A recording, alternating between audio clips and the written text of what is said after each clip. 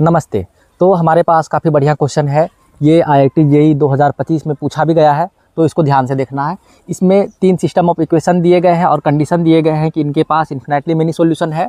तो ये जो है कितना वैल्यू टेक कर सकता है x + y + z, अगर ये 7 से बड़ा हो और ये 77 से इक्वल टू लेस देन हो। ठीक है, तो इसमें कुछ चीज़ें ध्यान रखना है। सबसे पहले, अगर कहीं भी इन्फिनेटली मेनी सॉल्यूशन हो तो उस समय में जो डिटरमिनेंट है और डेल्टा 1 है, डेल्टा 2 है और डेल्टा 3 है, ये तीनों का वैल्यू 0 होता है। अभी मैं समझाऊंगा डेल्टा 1, डेल्टा 2, डेल्टा 3 क्या है।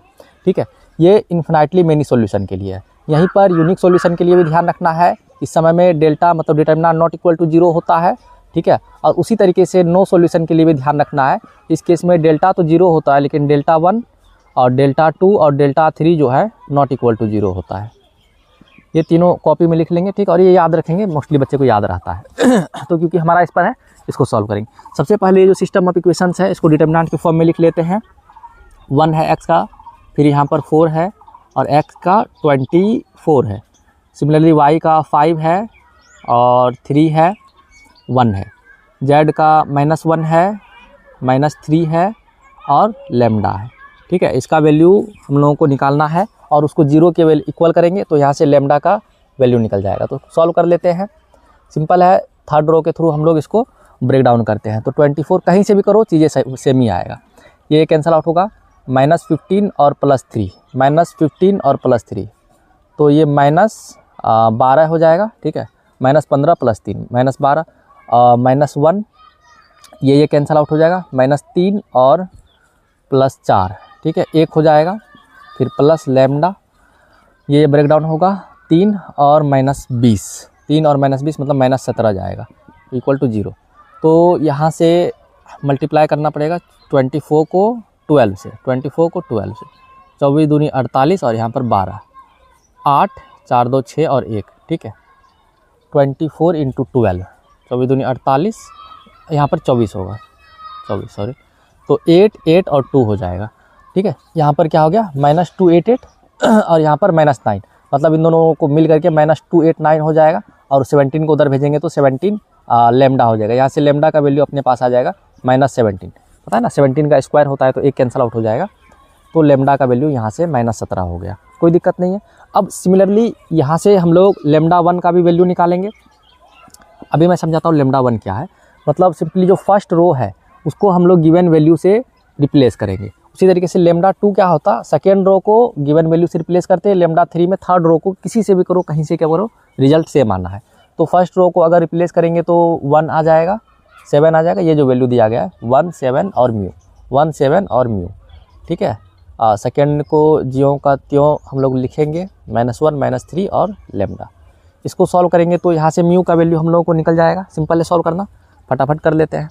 तो थर्ड रो कहीं से भी करो चीज़ें सेम आएगा, म्यू इंटू कैंसल आउट हो जाएगा, -15, ठीक है, और +3, 12 आ जाएंगे, -12 आ जाएंगे, -15 और +3, -12, ठीक है, -1 इंटू ये जाएंगे तो -3 और +7, -3 और +7 तो 4 हो जाएंगे, प्लस लैम्डा की जगह पर अपना -17 था तो -17 ही रख लेते हैं। तो -17, ये जाएंगे 3 और -35, -32 हो जाएगा, 32 और 3 35 होते हैं, कोई दिक्कत नहीं। इसको 0 के इक्वल करेंगे। ठीक है, इसको अगर सॉल्व करोगे तुम तो मल्टीप्लाई करना पड़ेगा 17 को 32 से, तो 17 दूनी 34 और 51 आ जाएगा, 4 4 5 5 4 4 आएगा। ठीक है, ये अपने पास आ जाएगा प्लस में 5 4 4, माइनस माइनस प्लस ही होता है, और इसमें से 4 माइनस हो जाएगा, मतलब सिंपली 540 आ जाएगा। ठीक है, 540 किस में आएगा, प्लस में, और उसको उधर भेजेंगे तो -540, सिंपली यहाँ से 12 म्यू इक्वल टू 540 आ जाएगा। और ये कैंसिल आउट हो जाएगा कितने बार में, 30 बार, 48, ठीक है, और 12 पंजे 60, 45 में। यहाँ से म्यू का वैल्यू अपने पास आ गया 45। तो जगह कम है, आई होप चीज़ें यहाँ तक समझ में आई होगी। इधर लिख लेते हैं, लैम्डा का वैल्यू अपने पास आ चुका है -17 और म्यू का वैल्यू आ चुका है 45। ठीक है, अब बहुत सिंपल है, बस इस इक्वेशन को हम लोगों को सॉल्व करना है। इसको मैं इरेज करता हूँ, चीज़ें ध्यान से समझना है। ठीक है, लैम्डा यहाँ से ये आ चुका है और ये आ चुका है। अब हम लोगों को 3 इक्वेशन दिया गया है। इन तीनों इक्वेशन से हम लोग क्या करेंगे, तीनों से ये जो तीन वेरिएबल है, तीनों वेरिएबल को एक वेरिएबल में लाने का काम करेंगे। कैसे भी करो, तीनों इक्वेशन को एक वेरिएबल में लाओ और इस पर रखो, ठीक है। चीज़ें जो वैल्यू है अपने आप फेंक देगी, क्या क्या हो सकती है और कितनी हो सकती है। तो पहला इक्वेशन अपने पास है x + 5y - z = 1, ठीक है। दूसरा है अपने पास 4x + 3y - 3z = 7। अगर इसको हम 4 से मल्टीप्लाई करके माइनस कर दे, ठीक है, थोड़ा बुद्धि तेज दौड़ाना है क्योंकि जगह भी कम है। तो 4 से मल्टीप्लाई करके माइनस करेंगे तो x तो कट ही जाएगा और यहाँ पर कितना हो जाएगा 5 4 20 - 3 मतलब 17y हो जाएगा। और z वाले में भी देख लो 4z, ठीक है, यहाँ पर माइनस करेंगे तो ये प्लस में आ जाएगा। तो यहाँ पर 4z माइनस में और प्लस में 3z मतलब -z = इधर माइनस होगा 4, ठीक है, -7 - 3 हो जाएगा। कोई दिक्कत नहीं। यहाँ से अगर z का वैल्यू यहाँ से y के फॉर्म में निकालेंगे तो 17y - 3 हो जाएगा। उसी तरीके से जो x है उसको भी हम लोग y के टर्म में निकाल लेते हैं। अगर हम इसको यहाँ पर पुट कर देंगे फर्स्ट इक्वेशन में तो ध्यान से देखना है, x + 5y - z के जगह पर क्या लिखेंगे 17y - 3, ठीक है, = 1। अगर इसको एक्सपेंड करते हैं तो x, इन दोनों को सॉल्व करेंगे तो 12 हो जाएगा, -12y, उसको उधर भेज देंगे तो +12y हो जाएगा, ठीक है। यहाँ पर -+3 उधर भेज देंगे तो ये +3 उधर जा करके क्या हो जाएगा -3 और इधर 2 हो जाएगा। आई होप चीज़ें सिंपल होगी और समझ में आई होगी, ठीक है। -3 उधर गया तो +3 उधर गया तो -3 और -3 -2 हो जाएगा। अब z भी आ चुका है y के फॉर्म में, x भी आ चुका है y के फॉर्म में, इस पर यहाँ पर पुट करना है बस, ठीक है। 7 > x के जगह पर अपन लिखेंगे कितना 12y - 2, ठीक है, प्लस y के जगह पर y लिखेंगे और z के जगह पर 17y - 3। और ये तीनों जो है <= है किससे 77 से। अगर इसको सॉल्व करते हो तो कितना y हो जाएगा, आई होप चीज़ें क्लियर होगी। यहाँ से 7 2 9 और 1 10, ठीक है।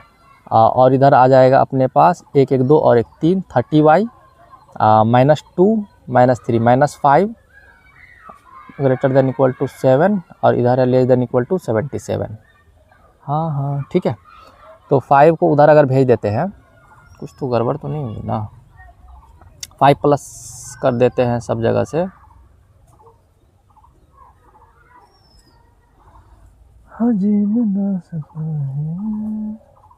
x + 5y - z = 1, 4x + 3y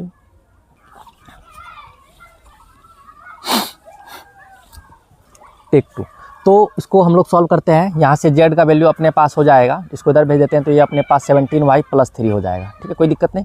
z को बस इधर भेजिए, इसको इधर भेज दिए और इसी z का वैल्यू को हम यहाँ पर अगर पुट करते हैं तो अपने पास आ जाएगा x + 5y, ठीक है, -z के जगह पर अपना पुट कर देंगे 17y + 3, ठीक है, = 1 है, कोई दिक्कत नहीं। x + 5y 5y - 17y तो ये अपने पास -12y आ जाएगा और -3 = 1, ठीक है। यहाँ से x का वैल्यू हमारे अपने पास आ जाएगा 12y + 4, 12y + 4, इसको उधर भेज दिया और इसको इधर भेज दिया। अब ये जो z का वैल्यू है और जो x का वैल्यू है, y का वैल्यू y है, सब z के फॉर्म में आ गया। अब इस पर रख देते हैं तीनों को, तो अपने पास आ जाएगा x > x, x के जगह पर क्या रखेंगे 12y + 4, ठीक है, y के जगह पर y ही रखेंगे और z के जगह पर क्या रखेंगे 17y + 3 <= 77। अगर इसको सॉल्व करते हैं तो 7 1 8 और 2 10, ठीक है, 1 1 2 2 2 4 और 1 5, ठीक है, कितना हो जाएगा ये तो 1 और 1 2 1 3 30y हो जाएगा, जोड़ देना इसको, सिंपल है। और 4 और 3 7 हो जाएगा, > 7 और दिख रहा होगा, आई होप यहाँ पर 77 होगा। अब यहाँ पर 7 है, दोनों साइड 7 से अगर माइनस कर देते हैं तो यहाँ पर 0 हो जाएगा, > 30y, यहाँ पर <= 7 माइनस करेंगे तो यहाँ पर 70 हो जाएगा। अब 30 से सब जगह पर डिवाइड कर देते हैं ताकि यहाँ पर y आ जाए अपने पास, > y, ठीक है, और यहाँ पर 7/3 हो जाएगा। अगर 30 से डिवाइड करेंगे 70 को, ध्यान से देखना है, तो ये 7/3 हो जाएगा। और 7/3 को हम लोग क्या लिख सकते हैं 2.33, राइट, 2.33, क्योंकि क्वेश्चन में बोला गया है सिर्फ इंटीग्रल वैल्यू लेना है, तो इसलिए हम इसको डेसिमल में नहीं लेकर के 2 तक ही लेंगे। मतलब जो y का वैल्यू है वो क्या क्या हो सकता है, 0 हो सकता है, 1 हो सकता है और 2 हो सकता है, ठीक है। ये 3 वैल्यू ही है जो y ले सकता है, तो यही तुम्हारा आंसर हो जाएगा कि कितने जो इंटीजर है वो सेटिस्फाई कर सकते हैं, 3 हो सकते हैं। इसी तरीके से तुम x का भी निकाल सकते हो, y का भी, किसी का भी निकालोगे 3 ही आएगा। अगर क्वेश्चन में इसका वैल्यू पूछ देता तो तुम यहाँ पर जो है एक एक करके रख करके, मतलब y का वैल्यू यहाँ पर रखते तो तुमको कुछ वैल्यू आता। तो क्वेश्चन में सिंपली यही था कि कितना वैल्यू जो है ये ले सकता है, तो 3 वैल्यू ले सकता है। और चीज़ें थोड़ा मैं व्यस्त था इसलिए रिप्लाई नहीं कर पा रहा था क्वेश्चन का। हाँ, अभी से कोई भी क्वेश्चन हो तो मैं कोशिश करूँगा समय पर जवाब देने का। आई होप चीज़ें समझ में आई होगी, नहीं आई होगी तो एक बार और देखना है।